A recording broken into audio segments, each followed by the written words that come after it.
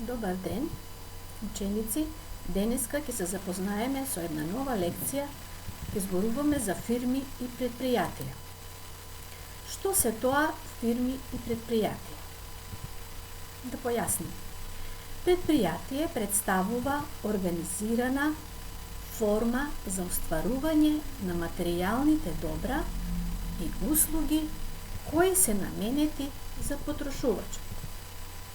Според големината на предпријатијата најчесто се класифицираат на микро, мали, средни и големи предпријатија. Што значи сега фирма? Фирма представува предпријатие кое се занимава со трговско или индустријско производство. Еве овде имаме понудено некои слики на фирми, предпријатија, имаме фабрика, имаме прикажана слика од банка и имаме слика од маркет. Се надевам дека досега усвоивте што значи фирма и предпријатие. Одиме понатаму. За да си ги задоволат своите лични потреби, возрастните во општината одат на работа и се занимаваат со разни дејности. Дејноста која ја извршуваат возрастните зависи од изгледот на местото во кое што живеат и од неговите природни богатства. Малку да појасниме тука. Ки си речеме зошто пак тоа зависи. Затоа што знаеме дека во некое место, некое планинско место, се наоѓа некое рудно богатство или некој друг вид на природен извор што ни го дала природата и затоа во тој дел луѓето ќе се занимаваат со таа дејност и ќе ги искористат природните богатства. Например, луѓето на село се занимаваат со полуделство, сточарство, земјоделство, лов и риболов и друго. Додека пак луѓето што живеат во град работат во болница, во пошта, во аптека, банка, пожарна, полиција и така натаму. Ајде малку да појасниме сега тука. Знаеме дека луѓето што работат на село се занимаваат со таквите дејности, бидејќи тие имаат своје ниви, се занимаваат со производство на разни видови на културни, на разни култури. Еве овде имаме една слика. Гледаме тука како земјоделецот произведува нешто на својата нива. Што прави тој?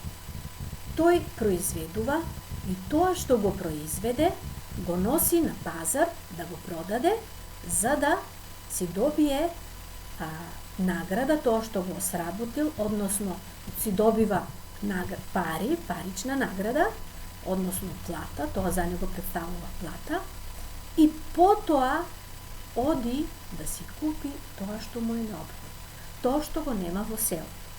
Еве гледаме тука на сликата има аптека. Значи земјоделецот откако ќе си ја продаде својата стока каде на пазар, тој оди во аптека да си ги земе своите лекови, потоа ќе оди во маркети и на други места, значи да се снабди со се она што му е потребно за неговиот опстанок. Исто така, еве гледаме дека пак во градот имаме амбуланта, имаме аптеки, имаме разни други фабрики и институции, каде што луѓето од градот работат, се занимаваат во овие фабрики и предпријатија, тие тука заработуваат, ама пак тие кога ќе ја добијат својата плата, што прават? Дел од своите пари ги даваат за купување токму од земјоделецот на овие намирници што тој ги произведува. Разни житни, културни и индустријски растенија. Значи, ќе кажеме дека помеѓу овие два вида на работа, на производство, односно животот на село и животот во градот се взаемно поврзани. Еве овде и последната реченица тоа ни го кажува. Помеѓу овие дејности постои взаемна поврзаност, односно не можат едни без други. Што вика?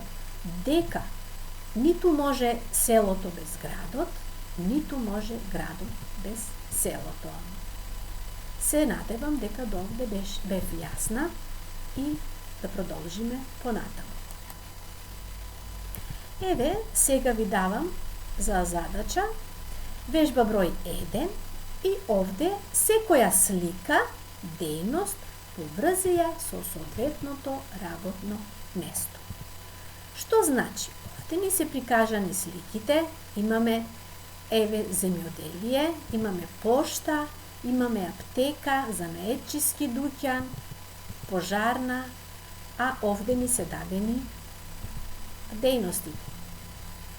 Пожарна, занаетчиска работилница, аптека, земјоделство, пошта.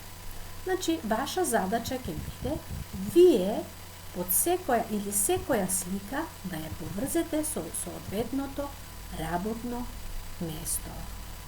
Мислам дека сум јасна и тоа ќе биде ваша задача вие да ја сработите.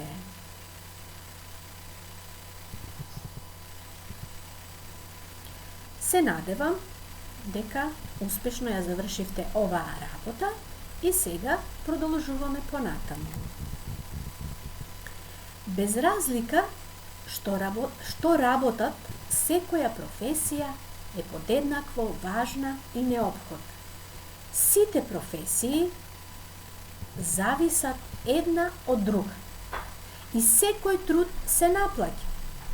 За да опстои едно семејство, потребно му е буџет.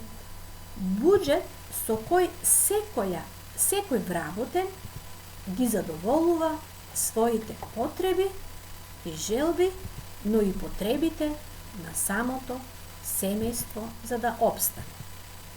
Еве тука го имаме зборот буџет. Мислам дека веќе е јасно, бидејќи во претходните лекции спомнавме што значи тоа буџет. Одиме понатаму. Секоја работа си има своја тежина.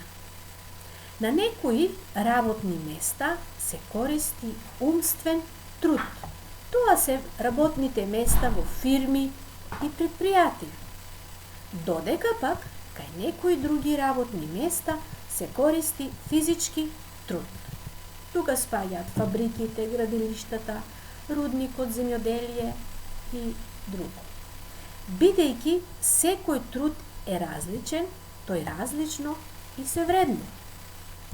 Еве овде имаме на првата слика, гледаме како една група на млади луѓе вработени во некоја фирма, во некоја предпријатие, како заеднички тимски работа.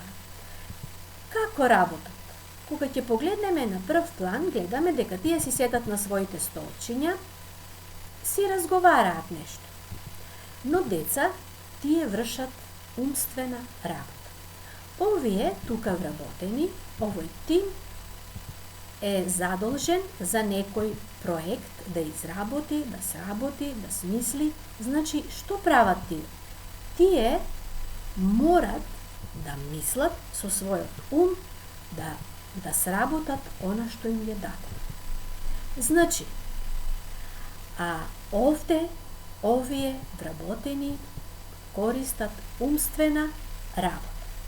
Додека пак на другата слика имаме работници кои што работат во рудни. Ајде сега прво да ги погледнеме вработените како се облечени.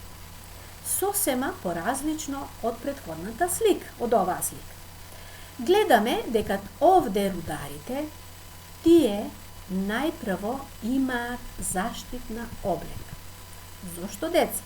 Затоа што нивната работа е физичка работа и опасна работа.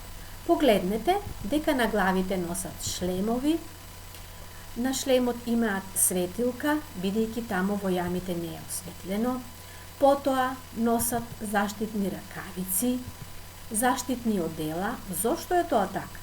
Затоа што кај нив секогаш може да настане некоја опасност, да се одруни некој предмет, некоја карпа и да бидат повредени. Затоа тие носат заштитна облека. Овие физички работници, како што гледаме во раката, тие имаат и своји алатки со кои што работат. Хајде да погледнем, да направиме споредба. Овие работници во рудникот дали имат столчини? Не, значи тие стојат, работат, употребуваат физичка сила или физичка работа. Додека пак овие во претходната слика, тие немаат никаква заштитна облека, туку си седат дури и на столчини.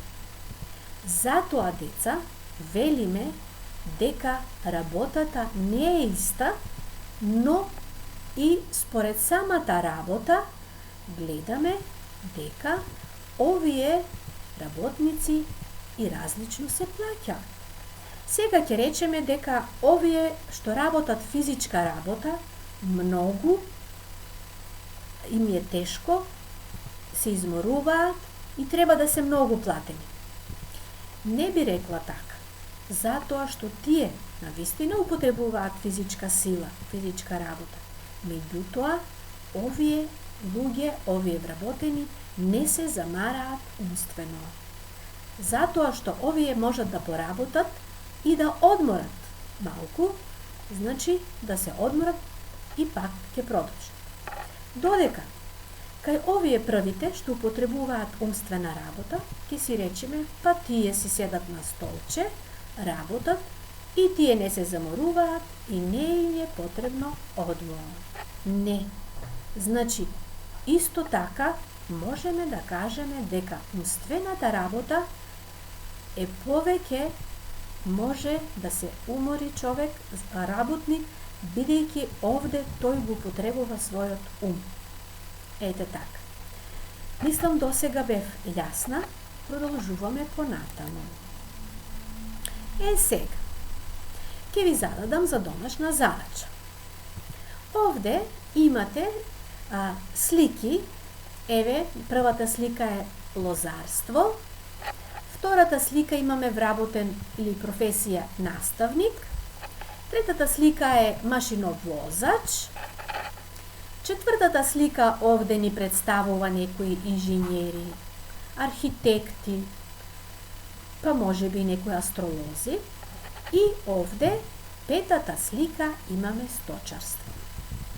Сега, ваша задача ќе биде вие самите да под секоја слика ставите каква работа се употребува. Дали умствена или физичка работа. Се надевам дека бев јасна, ученици, дека успешно ќе ја завршите вашата работа и ќе се видиме во наредниот час на некоја друга наставна содржина. Довидување.